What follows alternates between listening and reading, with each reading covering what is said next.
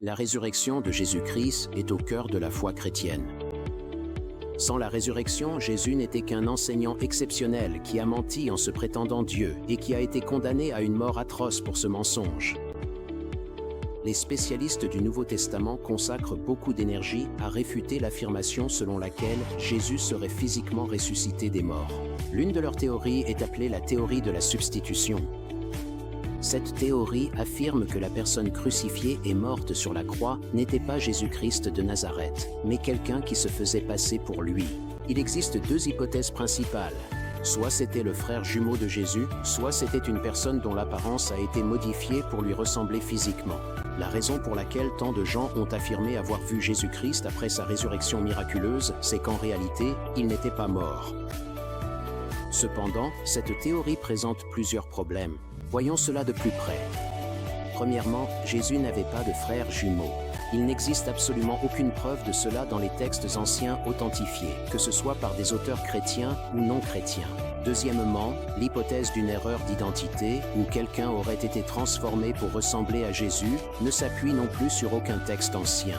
Les rares spécialistes qui considèrent cette explication de la résurrection du Christ comme plus probable affirment qu'il aurait pu s'agir soit de l'apôtre Thomas, de Judas Iscariote ou de Simon de Cyrène.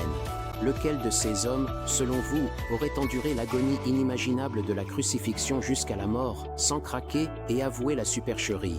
Troisièmement, cette théorie remet en question l'intelligence et la vigilance des Romains et des autorités juives. Ils devaient certainement le surveiller de très près. Peut-on croire que les autorités juives aient pu commettre une telle erreur? Ils voulaient la mort de Jésus. Et, une fois déclaré coupable au procès, les Romains avaient l'obligation légale d'exécuter la sentence avec de graves conséquences pour quiconque aurait échoué. Quatrièmement, on imagine mal Marie, la mère de Jésus, passer 6 heures au pied de la croix où son fils mourait lentement, pleurant sa souffrance et sa mort imminente si elle avait su que cet homme n'était pas son fils. Cinquièmement, pourquoi Jésus aurait-il disparu alors que ses disciples étaient persécutés, torturés et exécutés pour avoir proclamé sa mort et sa résurrection comme preuve de sa divinité? Les abandonnés ne correspondraient pas du tout à sa nature. Et après un tel abandon, ses disciples n'auraient-ils pas facilement renié leur foi en Jésus, Dieu incarné sur terre, afin d'éviter d'être torturés à mort? Mais personne ne l'a fait. Enfin, qui aurait eu le pouvoir de modifier miraculeusement l'apparence d'un homme au point de le faire ressembler à Jésus, trompant ainsi sa propre mère et certains de ses amis les plus proches? Cela soulève aussi d'autres questions. Si cette personne, ou cet être, a accompli ce miracle pour tromper les gens, quelle aurait été sa motivation? De plus, comment peut-on croire sur parole quelqu'un qui admet ouvertement avoir trompé toute une communauté, et ce, intentionnellement? Si c'était vrai, cette supercherie aurait conduit des milliards de personnes à croire à un mensonge, et une religion entière serait fondée dessus.